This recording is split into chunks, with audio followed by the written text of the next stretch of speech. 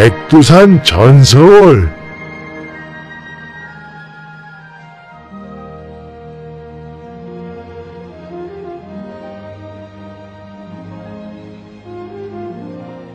안녕하세요.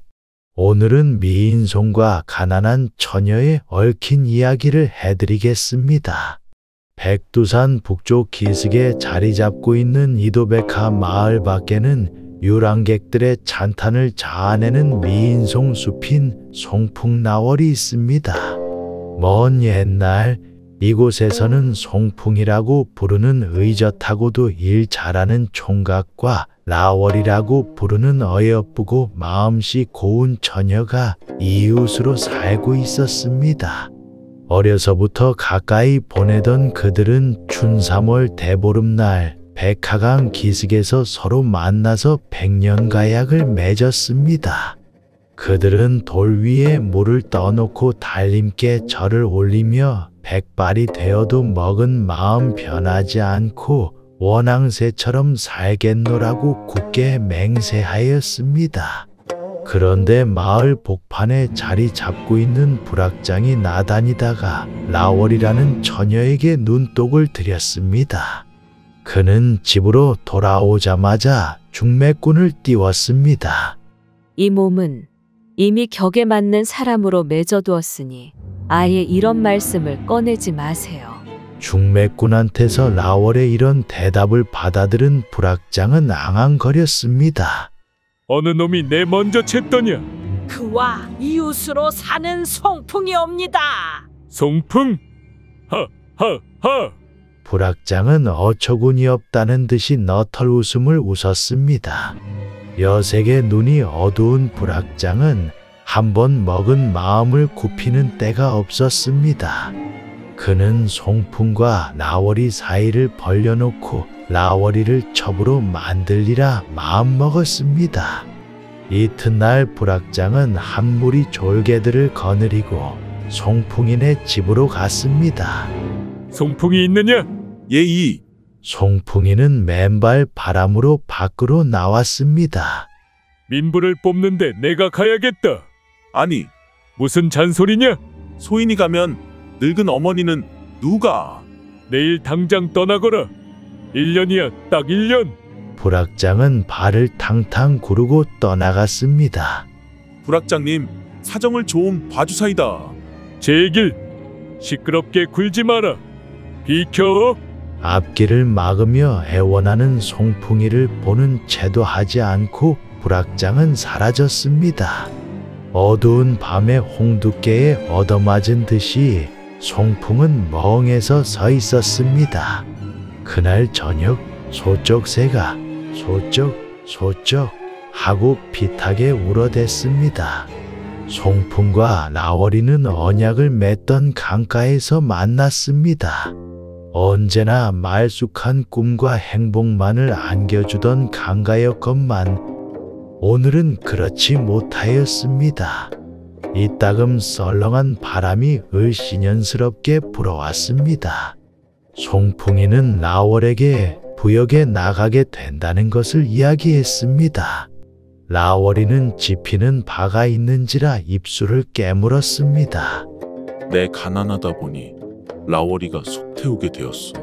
이 말은 송풍의 저주에 찬 부르짖음이었고 나월에 대한 송풍의 미안한 마음이었습니다. 이건 다 불악장의 음험한 작간이에요. 전 죽더라도 그대만을 기다리겠어요. 안심하고 가셨다 몸성이 돌아오세요. 나월이는 눈물이 핑 도는 것을 어찌할 수 없었습니다. 그는 울먹울먹한 목소리로 자신의 일편단심의 마음을 보여주었습니다. 세상은 왜 이리도 무정하고 우리 운명은 왜 이리도 기구하오. 하고 송풍이는 한탄하였습니다. 송풍이를 슬픔과 비애만 안고 가게 할 수 없는 나월이는 눈물을 닦고 얼굴에 밝은 웃음을 피웠습니다. 걱정하지 마세요. 하늘이 무너져도 솟아날 구멍이 있대요. 1년 후에 그대가 돌아오면 우린 꼭 함께 살림을 꾸리자요. 서름에 찬 제 가슴을 달래며 길 떠나는 사람에게 슬픔을 안기지 않으려고 애쓰는 라월의 마음을 누가 모르랴. 송풍이는 더 듣고만 있을 수 없었습니다. 라월이 송풍은 라월이를 와락 끌어안았습니다. 마치 누가 라월이를 빼앗아갈까 봐 두려운 듯이. 이승에서 같이 못 살면 저승에 가서라도 함께 살 뜻이에요. 근심 말고 다녀오세요. 난 그리 믿겠소. 송풍은 라월의 어깨를 쓰다듬었고 라월이는 도란도란 속삭였습니다. 우린 달이 둥근 날 언약을 맺었어요. 거기 가서 달이 둥글면 저를 본 듯하세요. 전 달이 둥글면 그대 온 줄 알겠어요. 사람들은 달이 거울처럼 밝다는데 둥근 달이 거울이면 얼마나 좋겠소. 그대 얼굴 달에 비치면 내가 보고 내 얼굴 달에 비치면 그대가 보고. 꼭 그렇게 보일 거예요. 송풍이 민부로 끌려간 지 얼마 지나지 않아서 불악장은 중매꾼을 내세웠습니다. 라월이 불악장의 애첩이 돼봐요. 돈이 있겠다. 권세가 있게 뜨르르 하겠소. 돈도 권세도 다 싫어요. 썩 물러가요. 헤헤, 깊이 생각해 보라니깐. 괜히 욕을 보지 말고. 라월이는 중매꾼을 표독스럽게 쏘아보았습니다. 당장 큰일이라도 저지를 것 같았습니다. 중매꾼은 혀를 더 놀리어 볼 엄두도 내지 못하고 슬며슬며 물러나는 수밖에 없었습니다. 나으리님, 이 일은 천천히 도모해야겠나이다. 솥불도 아닌 걸 어떻게 단김에 빼겠나이까? 속에 불이 인다. 그래 희망이 있더냐? 헤헤, 10번 찍어 넘어가지 않는 나무가 어디 있나이까? 차츰 되겠지요. 중매꾼은 눈을 껌뻑였습니다. 불악장은 천정을 쳐다보며 한숨을 내쉬었습니다. 중매꾼은 능글스럽게 웃으며 말했습니다. 급히 먹는 밥에 목이 맨다고 했어요. 중매꾼은 그 할랑거리는 혀로 끝내 불악장을 누그러들게 하였습니다. 1년이 지나서 다른 마을 민부들은 다 돌아왔으나 송풍이만은 돌아오지 않았습니다. 애간장 태우며 기다리던 라월이는 철부지 아이처럼 엉엉 울었습니다. 억울하고 분했으나 어디 가서 하소연할 곳도 없었습니다. 며칠이 지나자 송풍이가 성을 쌓다가 돌에 치여 죽었다는 풍문이 돌았습니다. 그인 죽을 수 없어. 그인 꼭 돌아올 거야. 라월이는 눈물을 하염없이 흘리며 되뇌었습니다. 중매꾼은 하루에도 2~3번씩 찾아와서 입에 침이 마르도록 불악장에 첩으로 들어가라고 권고하였습니다. 죽은 사람을 눈이 빠져서 기다리겠느냐? 아까운 청춘을 버리겠느냐? 부귀영화를 누릴 때가 되지 않았느냐고 복가되었습니다. 라월이는 중매꾼이 점점 더 징글맞아 구역질이 났습니다. 보기 싫어요. 듣기 싫어요. 썩 물러가요. 하고 벌이 쏘듯 쏘아주었습니다. 그리고 중매꾼을 향해 빗자루며 곡괭이를 닥치는 대로 쥐어 뿌렸습니다. 그제야 중매꾼은 비명을 지르며 내뺐습니다. 일은 사납게만 번져갔습니다. 참다 못하여 악이 난 불악장은 한 무리 졸개들을 보냈습니다. 불악장의 마음을 풀어주지 못하겠거든 당장 빚을 물어. 빚을 물지 않으면 종으로 잡아가겠어. 라월이는 더는 배기기 어렵게 되었습니다. 그는 시간이나 늦추려고 비는 수밖에 없었습니다. 비천한 몸이오나 두 난군을 섬길 수 없사오니 좀 더 기다려주소이다. 그래, 송풍이 안 오면 가겠느냐? 송풍이 정말 죽었다면 가겠나이다. 미친년. 졸개들이 돌아간 후 라월이는 죽고 싶었습니다. 하지만 혹시 송풍이 살아와서 자기를 그리며 눈물 지으리라 생각하니 가슴이 저리어 죽을 수도 없었습니다. 불악장의 등살에 시달리며 이 핑계 저 핑계로 석 달이나 더 끌었건만 송풍은 그냥 소식이 없었습니다. 불악장의 졸개들이 이번에는 바오라기를 들고 나타났습니다. 오늘은 애첩이 되겠느냐, 종이 되겠느냐?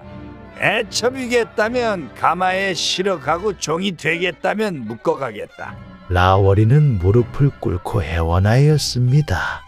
오늘 밤 송풍에 제를 지내고 내일 아침에 떠나겠사오니 꽃가마를 가지고 와주세요. 그날 밤은 고고한 달빛이 흐르는 밤이었습니다.